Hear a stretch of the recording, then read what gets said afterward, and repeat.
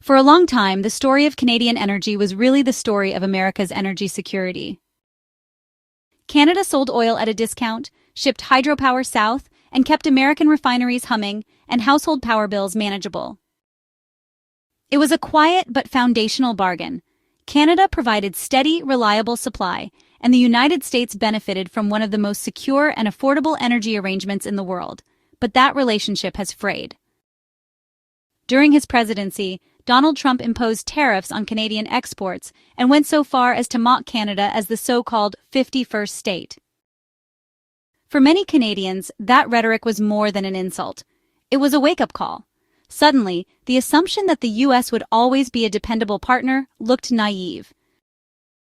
Trump's protectionist instincts and his habit of turning allies into bargaining chips revealed just how vulnerable Canada was if it continued to rely so heavily on its southern neighbor.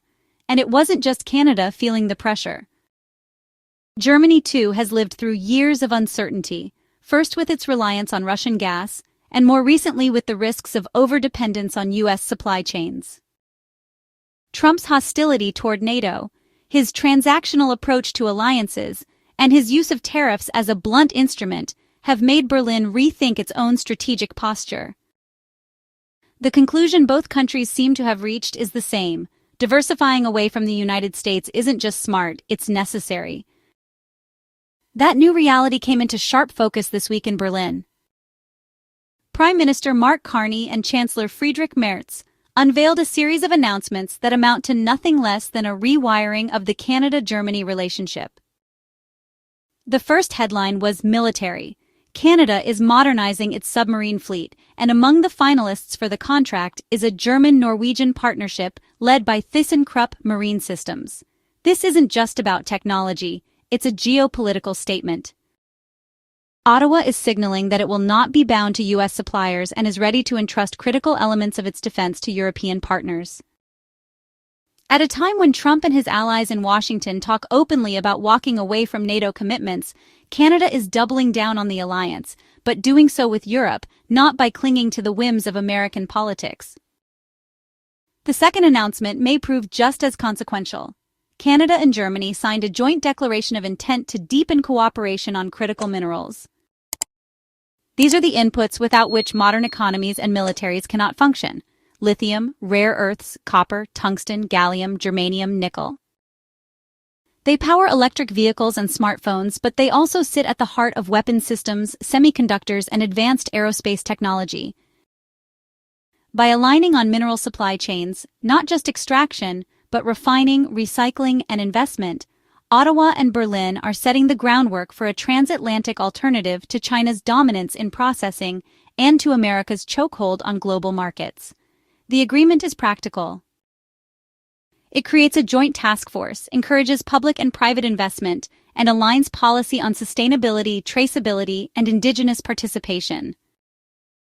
For Germany, which is under pressure to secure cleaner, ethically sourced inputs for its green transition and defense industry, Canada looks like the perfect partner. And for Canada, this is about moving beyond the role of a raw resource supplier to the U.S., capturing more value at home, and insulating itself from the political volatility of American trade policy. Only after military and minerals came energy, the third piece of this new alignment. Carney used the Berlin stage to confirm that Canada is preparing to open negotiations on supplying German buyers with liquefied natural gas. Ottawa is backing billions of dollars in infrastructure investment to make it possible, port expansions in Montreal, Churchill, and across the East Coast. The plan isn't just to sell LNG, but eventually to build a transatlantic hydrogen corridor. For Germany, Canadian LNG offers cleaner production standards than the global average, competitive pricing, and, crucially, a way to reduce dependence on both Russian and American suppliers. For Canada, these new routes open up better pricing and a measure of independence from the pipeline-locked U.S. market. This energy story matters because it underscores a broader point. Canada is no longer content to be America's discount supplier. The LNG Canada project on the West Coast, already shipping cargoes to Asia, shows what's possible. When its second processing unit comes online in 2026, Canada will become one of the top LNG exporters in the world. That's a fundamental shift in leverage. For the first time in decades, Ottawa can choose where its gas goes and who benefits. Taken together, the submarine partnership, the critical minerals pact, and the energy diversification push, these announcements point to a new era. Canada and Germany are building a transatlantic axis that is meant to reduce exposure to American policy swings and especially to the erratic, tariff-laden worldview of Donald Trump. If Washington wants to treat allies as economic rivals and NATO as a burden, then Ottawa and Berlin are ready to prove they can build something stronger on their own terms. For Canada, the implications are profound.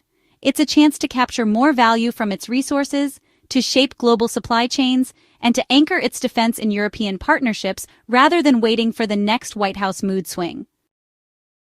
For Germany, it's a way to secure the minerals, energy, and military ties it needs without being held hostage to Russia or to Trump's America.